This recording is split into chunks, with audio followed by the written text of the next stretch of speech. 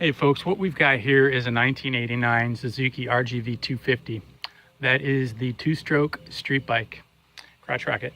So anyway, I just wanted to give a quick overview of this bike, and it's a direct Japanese import. It is titled in the US now, and you can put it on the street. So overall, the bike is very nice. They say it's an original 886 kilometer bike, if you can see that. Now, this bike looks like it has been sitting in a warehouse for forever, and it definitely got the oxidation that is pretty typical coming out of Japan. But it has its really good sides.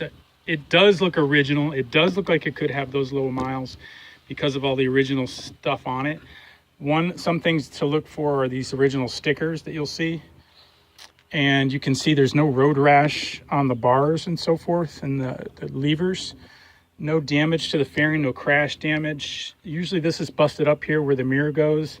I do have that other mirror and even the bushing. And overall, the windshield looks original. These rivets, as people know, have played with these, are a nightmare to get out. So usually they're drilled out and cut out, but these are original, pressed on. With their clips, and those are so the windshield's mint. It's unusual I see the windshield's this nice, so that leads me to believe this bike was sitting for eternity in a warehouse. The oxidation was pretty significant, but I've seen that a lot coming out of Japan. It's very common for these to have rust and this oxidized, and that all can be cleaned up pretty easily. You can get this thing to 95-98% where you don't even notice it from a 3-foot walk around. There's minor like warehouse bumps trading paint on the fairings, but the tank cleaned up amazing. This bike was filthy. I've already washed it twice, even waxed some of this tank because this had this scum on it that just would not come off. But now you can really see the pearly white paint, and it looks really nice. And I just love the originality of it. The panels overall are basically untouched, which is really unusual for a bike of this age. Exhaust looks original. Wheels are very nice shape, but they are oxidized. They would need to be repainted or powder coated. I scrubbed the devil out of them. They had warehouse scum all over them. And but you know, frame's got its minor oxidation pock marks, but that stuff doesn't bother me too much coming out of Japan. That's what I run into. It has a very nice seat and a solo seat. I can show you the seat here.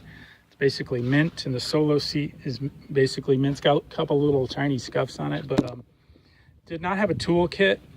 This was kind of in very nice shape, looked very original fuse kit. I took the fuses out so it could dry when I washed it, but probably an original battery. And the oxidation that I saw the worst was right here on these tabs that hold down the tank. These have rubber bushings in here, and they were holding some moisture, and these rotted up quite good, and paint flaked off and metal flaked off. So I ground them down, wire brushed them down, and I hit them with a Rust-Oleum rust stop paint. And I basically taped it off and did a clean line backside and front to seal it up so that to stop any rusting. So you'll never see this once it's put together. And it is still structurally sound. I got the air filter out. It had turned to powder. I dumped that out. Didn't get into the carbs. Carbs look really good. Tank looks really good inside. It's got minor oxidation, but overall it's in very good shape. Got 2 keys with it, and you can see the tank it's hard to see inside it, but it has minor oxidation. I'll clean some of that. I took the petcock out, and that's in pretty good shape. I cleaned that off. The rear brake does not work. It's pumping soft, and the front brake is frozen, but I did some research. What's odd about the front brake, I haven't seen this before. This is rock solid, and yet fluid comes out of this at the fitting up here. Comes out of this fitting. You see where I'm pointing? Fluid comes out of that, so I know that's clear. And this caliper I rebuilt, I cleaned it all up and took it apart, and so that is clear, and yet I'm still rock solid. So I must have a plug between those 2 points. So throttle is solid, so it's stuck, but that's not unusual for a bike sitting this long. Usually you have to do a carb rebuild on these things no matter what, so that's not too big a deal. Things I always start with are getting rid of the old air filter, make sure that didn't drop into the carbs, and then go for the carb rebuild and clean it up in there and degrease again while you're in there. I haven't gone any farther than just taking the tank off, cleaning that out, doing the air box, checking on the brakes and stuff.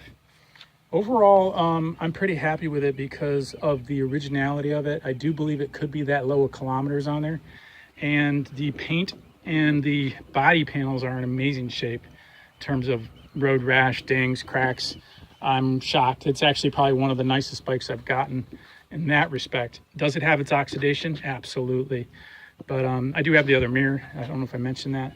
But that stuff's pretty minor. You can clean that up as you go. For example, on these foot peg things. These things, sometimes you just take them off and you can grind them down, sand them down, and sometimes just repowder coat them if you want. And I usually wind up doing that stuff. And a lot of that stuff can still be cleaned up a lot more, like right here.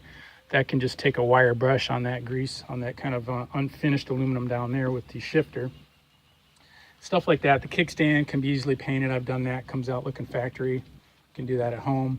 Powder coating, I take to my local powder coater. But overall, the bike is in amazing original shape, and I do believe that could be the original Converse. Oh, and it does kick over well. It feels like it's got good compression and it's moving smoothly. Nothing strange about the kicking. So again, just wanted to give you overall of this.